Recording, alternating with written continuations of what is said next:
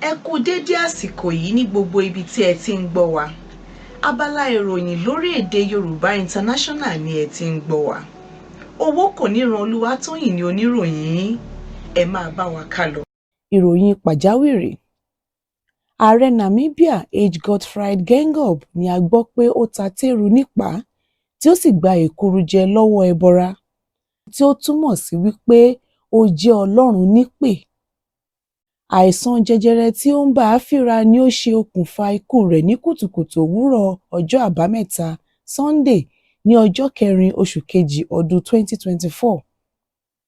Hage Geingob ni a bí ní ọjọ́ 3 oṣù kẹjọ ọdún 1941 tí ó sì jẹ́ ààrẹ kẹta tí a dìbò yàn ní Namibia ní abẹ́ ìjọba tiwantiwa láti oṣù kẹta ọjọ́ 21 ọdún 2015.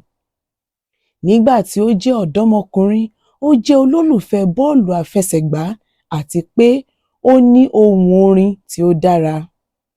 Ó gba oyè ọ̀mọ̀wé rẹ̀ láti ilé ẹ̀kọ́ gíga ti Leeds ní United Kingdom.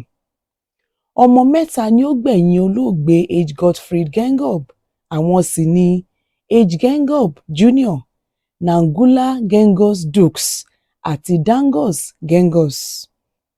Àwọn ilé-iṣẹ́ méjì ni wọ́n fi sọ orí olóògbé, àwọn sì ni èyí: Hage Geingob Rugby Stadium àti ilé ẹ̀kọ́ gíga ti ilé-ìwé ìṣòògùn ti Namibia ní Windhoek. Hage jẹ́ alákòóso àgbà àkọ́kọ́ ní Namibia lẹ́yìn tí orílẹ̀-èdè náà gba òmìnira láti ọwọ́ South Africa ní ọdún 1990 títí di ọdún 2002. Ṣáájú àkókò tí wọ́n tún yàn án gẹ́gẹ́ bí adarí ìjọba tiwantiwa ní Namibia ní ọdún 2015 ni ó ti fi hàn wípé ó ní àwọn ìṣòro ìlera kankan, pàápàá tí òun fúnra rẹ̀ fi kéde wípé òun ti borí àrùn jẹjẹrẹ pírósítéètì. Àyẹ̀wò ọ̀tun ní ìbẹ̀rẹ̀ ọdún yìí fi hàn wípé àìsàn jẹjẹrẹ yìí ti padà wá, ó sì lọ fún ìtọ́jú ní ìlú Amẹ́ríkà, ṣùgbọ́n ó padà wá sí Namibia ní ọjọ́ 30 oṣù kìíní lẹ́yìn ọjọ́ méjì dípò ọjọ́ kejì nínú oṣù kejì tí ó yẹ kí ó padà wá sí Namibia. Ó jẹ́ ẹni ọdún 82 ní àkókò ikú rẹ̀ ní ilé ìwòsàn Lady Pohamba ní Windhoek níbi tí ó ti ń gba ìtọ́jú fún àrùn jẹjẹrẹ.